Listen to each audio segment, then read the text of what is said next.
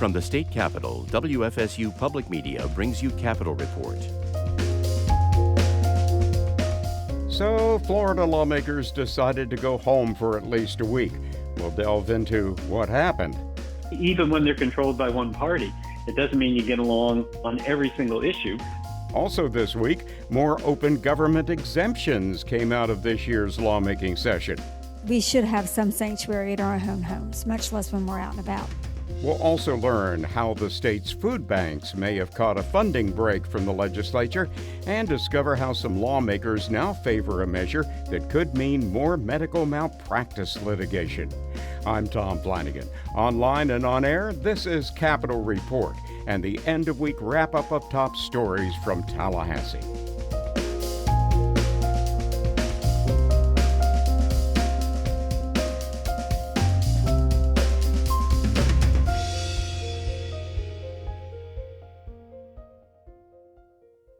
Funding for Capitol Report is provided by the following: HR Florida State Council, affiliate of the Society of Human Resource Management, advocating for the workplace on behalf of 16,000 human resource professionals and 6,300 Florida employers. HR Florida State Council.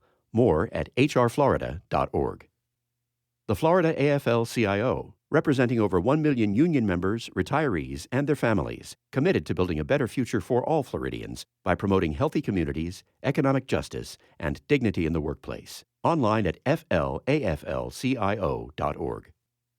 And from Rambana and Ritchie, immigration attorneys concentrating on complex immigration across the nation from Florida's capital and their mobile office.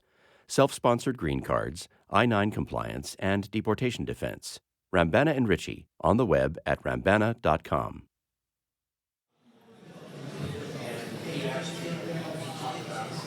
Florida's legislative session is technically ending today, but lawmakers will be back in Tallahassee soon. The two legislative chambers have not yet come to an agreement on the budget.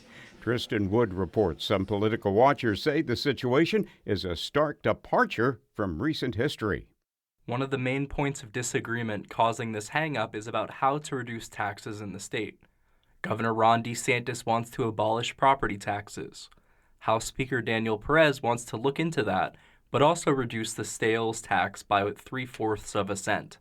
Senate President Ben Albright wants to make clothes and shoes under $75 tax exempt, but is hesitant to pass a permanent sales tax reduction. Under state law, the legislature must come up with a budget by July 1st when the new fiscal year starts. Perez told his chamber they will be heading home for next week, and he is still in talks with the Senate about when they will come back. I know that many of you are anxious for news. However, I don't want to make any formal updates until we have all the necessary pieces worked out, and we are currently working on them. What I can say is this: I remain hopeful. I know you won't have to be here next week, and it would be my expectation to work out a schedule with the Senate in short time so that all of you will know the specific dates on when you have to be back in Tallahassee. That will allow you to then make your necessary plans. This uncertainty is in stark contrast to how the legislature operated in recent years, says University of Central Florida political science professor Aubrey Jewett. He says the legislature previously worked in lockstep with what Governor Ron DeSantis wanted. Now, the new legislative leadership not only have disagreements with DeSantis, but loud public disagreements with each other. Jewett says the disagreement about taxes likely stem from current economic uncertainty. One, because of the uncertainty of the national economy and the tariffs that President Trump has put in place, there's a real possibility that there's going to be an economic slowdown. We also have a situation where the federal government has been sending a lot of money to the states over the last 5 or 6 years, but that source of money is drying up. And so there's going to be billions less from the federal government coming in. And so basically, for the Senate president in particular is very reluctant to make big permanent tax cuts that may hamstring future legislatures and create real fiscal difficulties for the state. Ultimately, Jewett views the disagreements as a good thing for Floridians and a sign that the state's government is functioning as intended. has checks and balances on each other to ensure policy that considers a wide range of Floridians gets passed. Even when they're controlled by one party, it doesn't mean you get along on every single issue, because we're a big state with over 20 million people, and there's a lot of diverse perspectives, even within the dominant Republican conservative majority. So I think that's healthy, personally. I think it's healthier than what we had seen in the previous 6 years, when the governor just got everything that the governor wanted, and the legislature didn't seem to be standing up at all and acting independently at all. So to that degree, I think it's a good thing. Expect an announcement where legislative leaders will announce the plans for the special session to resolve the budget to come sometime soon. I'm Tristan Wood. This was a very good legislative session for secrecy in Tallahassee. But don't tell anybody. But Steve Bosquet will tell us how lawmakers overwhelmingly voted to make themselves less accessible to the public. When Representative Susan Valdez switched parties from Democrat to Republican a few months ago, not everyone in her Tampa district thought it was such a great idea. All of a sudden, we were starting to get threats, death threats. I had to send my staff home. No elected official, none, should fear for their life. That shocking experience prompted Valdez to sponsor a bill to create a public records exemption unprecedented in Florida history. The home addresses and phone numbers of most elected officials will be secret for those officials who choose to take advantage of it. It applies to legislators, mayors, city and county commissioners, school board members, and members of Congress. Nearly everyone voted for it. The clerk will unlock the machine and members will proceed to vote. Have all members voted? Have all members voted? The clerk will lock the machine and announce the vote. 113 yeas, 2 nays, Mr. Speaker. Sure, the bill passes. Read the next bill. That was the House vote on Senate Bill 268 after it cruised through the Senate with only 2 no votes in each chamber. Support for keeping personal information secret had wide support in both parties from Democrats such as Representative Allison Tant of Tallahassee. And I mean, this is serious. This actually happens. And so I'm really glad you brought this bill, because we should have some sanctuary at our own homes, much less when we're out and about. If Governor Ron DeSantis signs the bill, it could widen the gap between elected officials and the public. People who want to peacefully protest outside the mayor's home may not be able to find the right address. Voters and reporters may have trouble verifying if a legislator lives in his district. Republican Senator Don Gates of Niceville was one of the few who opposed the bill. He grew up in North Dakota, where his father was in politics, and political talk often took place in the family driveway. Our family has had death threats, and recently. And not just as a result of my son being in Congress. I recently had a death threat. But I also understand that most people, nearly all people, who make death threats are liars and cowards. Gates said a loss of personal privacy is part of the sacrifice of holding office. He was recorded as voting yes on the bill, even though he opposed it, and said his vote was in error. Only Democratic Senators Lori Berman of Boca Raton and Carlos Guillermo Smith of Orlando voted no. I'm Steve Bosquet.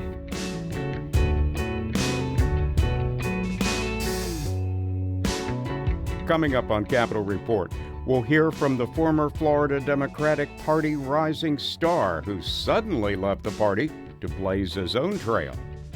I know there's a large clutch of angry or shocked people at my decision. Most of them, though, in the loudest voices, are ones that are just pissed they can't hit me up for money. When it comes to Florida's medical malpractice laws, some are arguing that old laws aren't necessarily good laws. This is a 35-year-old law.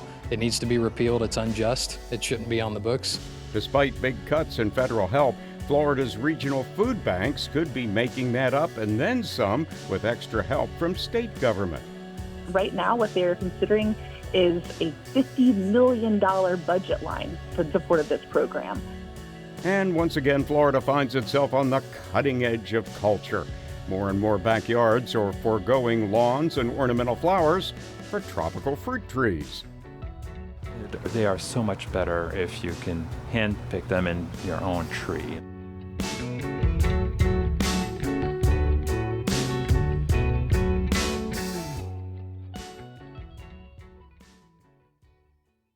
State Senator Jason Pizzo, the Democratic leader in Florida's Senate, made waves by announcing he's leaving the party to register as an independent late last month. In a speech on the Senate floor, Pizzo declared the party dead and compared today's bipartisanship to the fall of Rome. WLRN's Carlton Gillespie spoke with him about the party's future and his next move. Your announcement that you are no longer going to be a part of the Democratic Party, you've now changed your affiliation to independent. In your statement, you said the Florida Democratic Party is dead. Why is that? If you look at from a fundraising and financing perspective, the resources available, we took a precipitous drop after Obama and then leading into subsequent cycles. So I think in 2018, I think like the DNC raised or put in $50 million, and then it whittled down to one. The last two cycles, I've actually been, I think, the largest private donor to state House, state Senate, and local races. And I think I've participated in artificially kind of resuscitating, what was really a terminal case. Two other Democrats have switched their party affiliation to Republican this year. You went as an independent. Why that change? Numbers speak for themselves. There's nearly 3.7, I think it's 3,690,000 registered NPAs. People are kidding themselves. Politicians are kidding themselves if they don't believe that there is a huge gaping hole in the center and on the fringes of the left and the right that are just sort of thirsting for just rational and reasonable people. The bulk of what we spent time with, anyone would have to argue and agree objectively over the last decade, has been socially divisive, very loud distractions from actually resolving and addressing real needs of Floridians. And I think people are just done with the loud noise from left and right. And would just like people to perhaps take the opportunity, the limited time that we have on a yearly basis here in Tallahassee, when we're all a captive audience, to perhaps address property insurance and affordability and the environment, resiliency and transportation. And you think Democrats don't have the ability, at least as they're currently constructed, to reach those people in the center? The one sort of plea I made as incoming leader when I was elected by my colleagues, my caucus members, was don't take the bait. Certain things only get life because we have breathed sort of oxygen into them. And it does two things. It's a huge opportunity cost loss by being distracted into following and going down rabbit holes of nonsense, from the DeSantis on woke and CRT and all of these things that Floridians don't really care about. They care about, how am I going to make my mortgage payment? Is my kid going to go to a school that's safe on campus? Are they going to get a decent education? Is there going to be a job opportunity for them? And so my plea was, don't take the bait, and we do it all the time. This has happened, relatively quickly for you. You were tapped as the party's Democratic leader after the 2024 elections, correct? I think people knew that I was going to be leader for a while, but again, there's just things that people they don't want to hear about anymore. They don't want to deal with anymore, and they don't have a voice for those people. And I have some sympathy, not empathy. I have some sympathy for my colleagues who have to do what the party tells them, that have to do what a lobbyist tells them because they gave them $50,000 or $100,000 of their campaign. And I don't suffer that. But at the same time, I know there's a large clutch of angry or shocked people at my decision. Most of them, though, and the loudest voices, are ones that are just pissed they can't hit me up for money this year and next year. I fundraised over $5 million for the Senate Democratic Caucus in a declining condition and status of the Democratic Party as a whole. I was very honest in my assertion that I didn't think we were going to pick up any seats, which I think is a win based on declining, Democratic registrations compared to the Delta and Republicans. I was lambasted for that, but it proved to be true. And on the House side, they lost members. So I brought back every single Senate Democratic member in the 24 election. No other entity can say that. Certainly not the House. Will you now run for governor as an independent? I'm going to go run for the golf course and go play a couple holes is what I'm going to do. That was WLRN's Carlton Gillespie speaking with former Florida Senate Democratic leader Jason Pizzo. The Florida legislature has approved a controversial bill that would allow some family members to pursue medical malpractice lawsuits over the deaths of their parents and adult children. Margie Menzel has more. The bill repeals the 1990 law that limits who can pursue malpractice cases after a family member's death. Jacksonville Republican Senator Clay Yarborough is behind the effort. He says the issue came to his attention from hearing the stories of family members. This is a 35-year-old law. It needs to be repealed. It's unjust. It shouldn't be on the books. Currently, due to the 1990 law, parents can't pursue non-economic damages in malpractice cases involving the deaths of their children if those children are 25 or older. And children 25 or over can't pursue non-economic damages in malpractice cases involving their parents. Non-economic damages mean intangible losses from a trauma or injury, such as pain and suffering. And I heard all the stories. I wanted to vote for this. That's Stewart Republican Senator Gail Harrell. She supported an attempt to amend Yarborough's bill to add a $1 million cap on non-economic damages in all medical malpractice lawsuits involving patient deaths.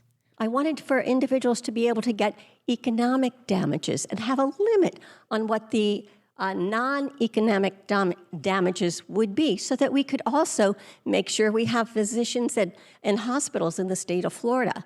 But unfortunately, we no longer have that cap on the bill.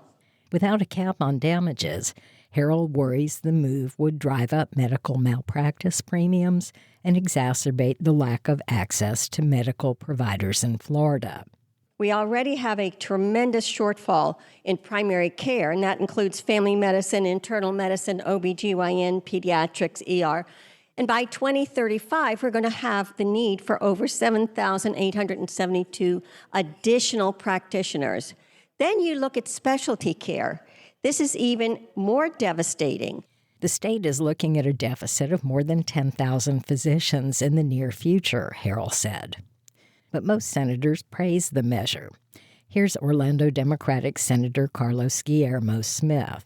Senators, we have a good bill in front of us. We have a clean bill, no caps, because you can't put a price on a life. The victims and the families of wrongful death due to medical malpractice deserve this bill, and thank you for bringing it to the Senate floor.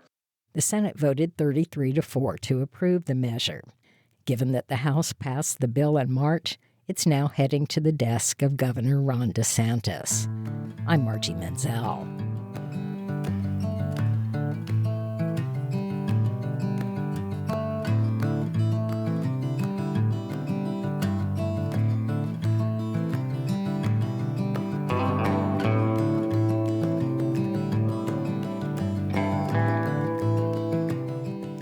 Combine the recent COVID pandemic and the steady rise of inflation, and the percentage of Floridians suffering food insecurity has been increasing. The State Department of Health has shown the overall rate going from just under 11% of the population in 2021 to more than 13% the following year, and that works out to nearly 3 million Floridians. Much of that need has been served by Florida's 9 regional food banks. One of them is Second Harvest of the Big Bend, which serves 16 North Florida counties. Like so many organizations, it receives some of its resources from the federal government. And in the past week, Second Harvest CEO Monique Ellsworth got some bad news from the feds as the Trump administration has been slashing funding, especially when it came to a number of her key programs. LFPA, for the last few years, it has allowed us to purchase produce from local growers and farmers.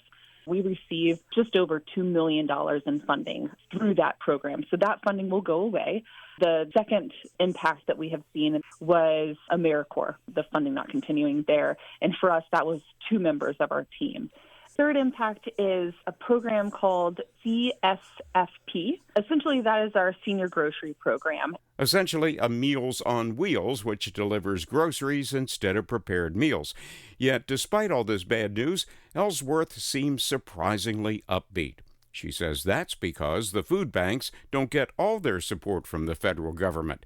A big chunk of it comes from the state of Florida. We are allocated a portion of the funds for the program Farmers Feeding Florida every year. It's funds for us to spend with local state farmers and growers. A great way for us to be supporters of the local economic engine, paying into local small farms, larger farms, making sure that food is sourced here locally and stays local, which we want that. And it seems lawmakers feel the same way.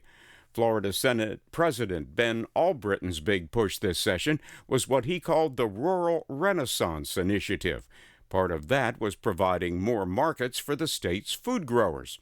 North Florida Republican Senator Corey Simon took the point on an agriculture bill that would do just that.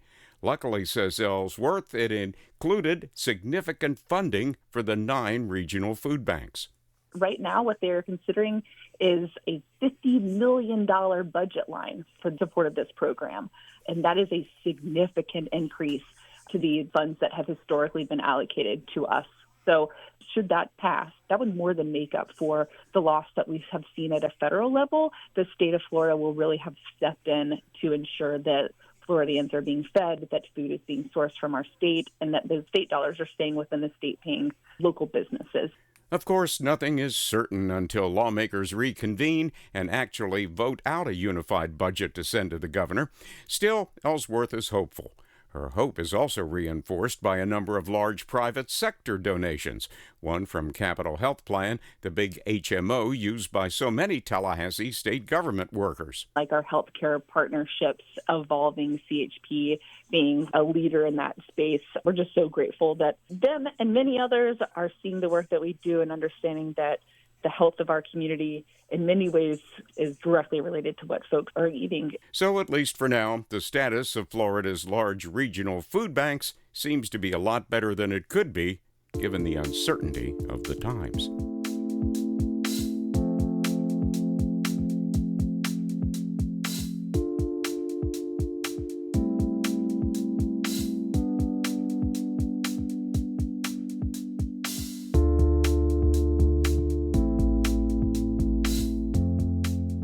You're listening to Capitol Report from WFSU Public Media. I'm Tom Flanagan. Finally this week, what do you say we leave all the political intrigue and spend some time in a peaceful garden full of tasty tropical delights? WLRN's Jenny Jacoby brings us the growing South Florida trend of folks turning their backyards into tropical fruit gardens. From the front of his house, Victor Cheney's home looks like any other. It's only when you step into his backyard that you begin to realize how special the small plot of land is. Tucked into a neighborhood in Cooper City, Florida, Cheney is maintaining a collection of more than 50 different fruiting trees and shrubs, many of which are some of the rarest fruits in the country. He's a full-time pathologist who had no experience growing plants. His collection began with one tree, which is a Brazilian berry fruit most similar to a grape but sweeter. With nothing other than his instinct and the help of Google to guide him, Cheney got his start in the tropical fruit tree world. The first tree that I saw, it was a jaboticaba tree. I thought it was unusual. It had all these purple fruits that were over the trunks and trees. I tried it and it was very good. So that was the first tree that I got when a nursery was moving. And since then, it got me I guess it started my interest in unusual tropical fruit trees.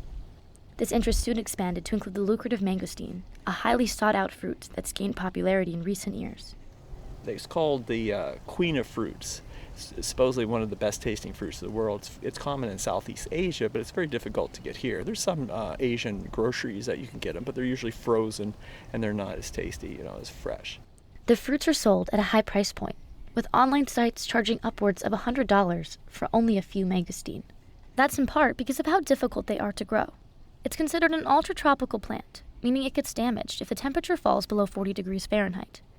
But in 2023, Cheney's purple mangosteen plant produced 5 fruits. He's one of the only people in the continental U.S. reported to have done so. I looked it up, and there's very few reported cases of fruiting the mangosteen outside of continental United States. Of course, it can fruit in Hawaii and Puerto Rico, where it's a more tropical climate. But I put it in a pot. I had different soils that I used to get something that it would grow best in, and I hit upon the right combination, I guess. And when it got cooler, I would take it inside, into the garage. South Florida's tropical climate is a gold mine for fruit gardeners, and rising temperatures from climate change have only added to that. Well, climate change is working in my favor in regards to ultra-tropical trees. Most of the ones I have will survive freezing, but when they're smaller, they may not. So it's definitely helped. Karim Rossi is a fellow Broward County backyard gardener. boasting his own collection of more than 75 fruit, spice, or nut trees, and more than 100 other plants. He too has noticed that fewer cold snaps and more warm days have expanded the possibilities of what he's able to grow in South Florida. So, for example, breadfruit was believed to only be able to grow in the Keys because it's considered to be almost an extratropical, but it grows very well right here in Broward County. He's also the vice president and longtime member of the Rare Fruit and Vegetable Council of Broward County, a group of gardeners, researchers, and rare plant lovers that maintain a 2.5-acre garden filled with nearly 300 different types of plants. The council brings together people from all different parts of the world who share how to grow plants native to their own countries. Every culture brings knowledge, too, about fruits from their own country. So we learn about recipes from those countries, or we learn about how they call that tree in their own language. So it's a very educational organization. Rossi grows just about anything he can get his hands on, including 18 different varieties of mango trees in his backyard. Many of these seeds and trees he sources from the council itself, which hosts plant sales twice a year. Both Rossi and Cheney have found love for this hobby, in part because it gives them access to fruits they wouldn't be able to find in the grocery store. But there's certain things you can get at the grocery store easily. But there's some other things that they are so much better if you can hand pick them in your own tree. I love picking the mangoes, and they're fresh and they are fiberless and they're so tasty. And for Cheney, his favorite fruit from his garden is the mangosteen. But there are all different types of rare fruits, from Key West Mamey to Aki to Firebush, that may not be easy to find unless they come from someone's backyard. With warming temperatures and a continued love and interest in gardening, there's no telling what may be the next rare fruit to grow in South Florida. I'm Jenny Jacoby in Miami.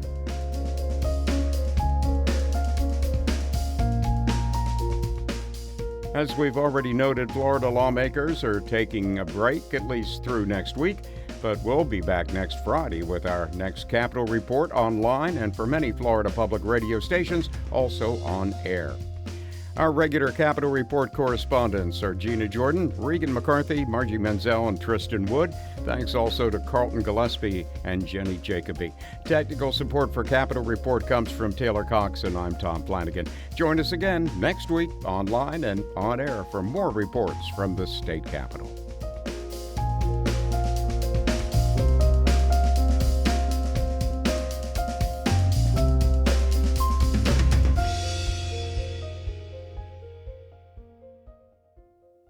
Funding for Capitol Report is provided by the following: HR Florida State Council, affiliate of the Society of Human Resource Management, advocating for the workplace on behalf of 16,000 human resource professionals and 6,300 Florida employers. HR Florida State Council.